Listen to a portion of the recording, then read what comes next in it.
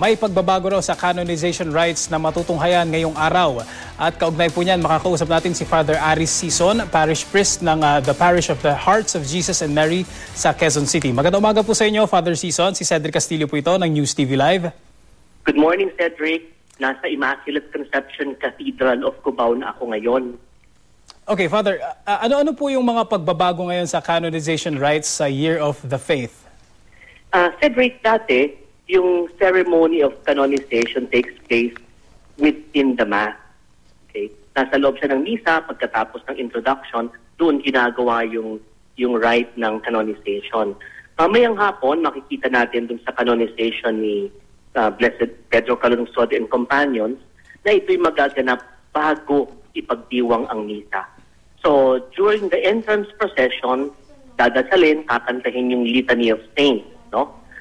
Pagkatapos nun, si Cardinal Angelo Amato, ang prefect of the Congregation for the Causes of Saints, will petition the Holy Father.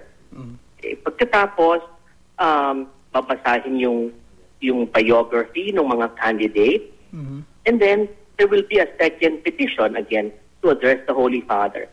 Pagkatapos kakantahin yung Veni Creator, a prayer, a song to the Holy Spirit, no? Pagkatapos, the Holy Father will make the solemn proclamation, no? Sabi niya na, in honor of the Holy Trinity, for the glory of the Catholic faith and the development of the Christian life, with the authority of our Lord Jesus Christ, the holy apostles Peter and Paul, and of ourselves, we declare and define these saints and inscribe their names in the book of saints, in the name of the Father, and of the Son, and of the Holy Spirit. So makikita natin, Cedric, very solemn itong proseso ng ceremonias ng canonization na mapapanood natin mamaya. Father, meron po bang kakaibang significance itong pagbabago ng order na ito, Father? Well, basically, ginagawa ito para mas maging intact yung celebration ng banal na misa. Para naman sa atin, medyo minor lang yon kasi yung placement lang nung ceremonias itself. Otherwise, it's basically the same. Okay. Father, pagkatapos po ng canonization rites, ibig sabihin po ba nito ilalabas na yung imahe ni Blessed Pedro Calungsod?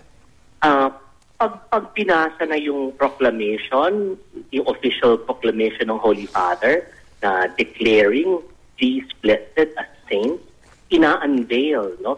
Kasi doon sa harapan, doon sa St. Peter's, nandun yung mga larawan ng bawat isa doon sa 7 na mga blessed. At the end of the rite of canonization, natatanggal yung takip noon, yung unveiling, no? Pagkatapos nakikita yung imahe ng bawat isa. Okay, makasaysayang araw po para sa ating lahat. Maraming salamat talagang po. Napakahalagang araw ito kasi 25 years pagkatapos ng canonization ni Lorenzo Ruiz, kaya ito naman, meron naman tayong pangalawang Pilipinong santo. Okay. Maraming salamat po, Father Aris Sison. Salamat din. God bless.